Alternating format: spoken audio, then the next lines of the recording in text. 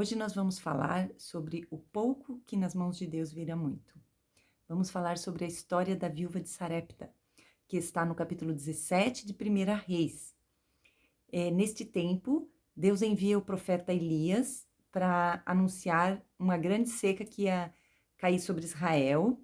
Então ele diz para o profeta: vai, anuncia o rei Acabe, depois se retira para a fronteira do Jordão. Ali Deus alimenta o profeta Elias, os corvos levam carne, e ele tem água do ribeiro, e vai passando um tempo, e a seca vem, se torna forte, seca o rio, então Deus vem e diz: agora vá a Sarepta, que eu ordenarei a uma viúva que te alimente. O problema é que quando ele chega em Sarepta, esta viúva que deveria alimentá-lo tinha apenas um punhado de farinha e um pouquinho de azeite. O alimento dela estava se acabando, ela não tinha mais esperanças e ela estava pronta para morrer, entregar os pontos já, como a gente diz, né? Então vamos ver, capítulo 17, no versículo 11.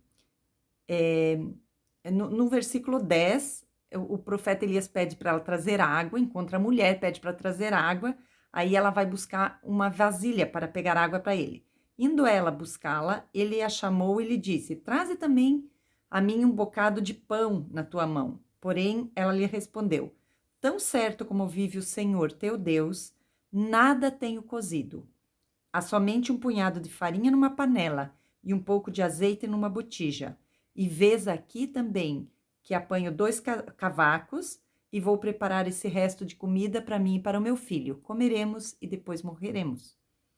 Então Elias lhe disse: não temas, vai e faze o que eu te disse.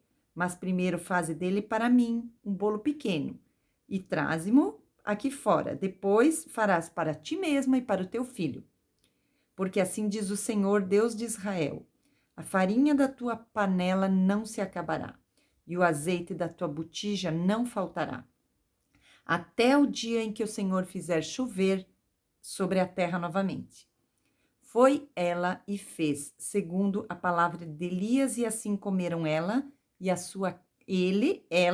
a sua casa, por muitos e muitos dias. Esta seca durou cerca de 3 anos.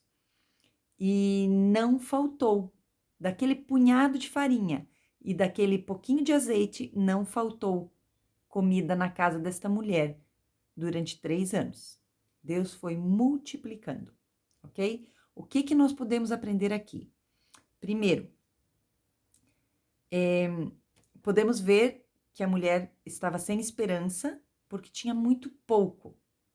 Segundo, Elias anuncia a ela que Deus vai fazer. Não temas, apenas creia que Deus fará, te alimentará, te suprirá. Terceiro, no versículo 15, foi ela e fez, segundo a palavra do profeta, ok? Então, o que nós... tem uma outra passagem que também mostra a mesma coisa, que é lá em João 6, a partir do versículo 9, quando Jesus pede para na multiplicação dos peixes e pães, Jesus pede para os discípulos: o que temos para alimentar esta multidão? E eles dizem: olha, só tem um menino aqui com 5 pães e 2 peixinhos. Mas eles sabiam o que Jesus poderia fazer, ok? Então, esta mulher, ela creu, ela entregou o pouco que ela tinha por fé ao Senhor. Ela foi e fez o pão para o profeta. Assim como os discípulos foram e pegaram 5 pães e 2 peixes e colocaram na mão de Jesus para alimentar toda aquela multidão. Então, o que nós aprendemos com isso? Não importa o tanto que nós temos. O que importa é nas mãos de quem nós vamos depositar isso. Eu quero compartilhar com vocês justamente esse aprendizado dessa palavra. O que Deus pode fazer por nós.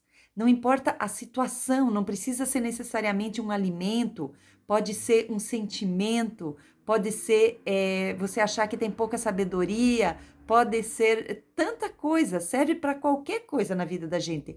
Autoestima, às vezes eu tô me achando tão feia, ai, às vezes eu queria ser mais inteligente, às vezes eu acho que eu não tenho capacidade para fazer determinada coisa, para um trabalho, seja o que for, o pouco que você tem, se você entregar nas mãos do Senhor, Ele vai transformar isso em muito na sua vida.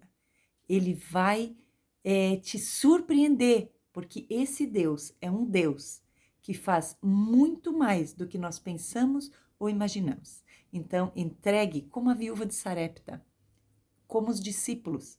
Entregue nas mãos do Senhor o pouco que você tem e surpreenda-se com o muito que Ele pode fazer, ok? Um abraço.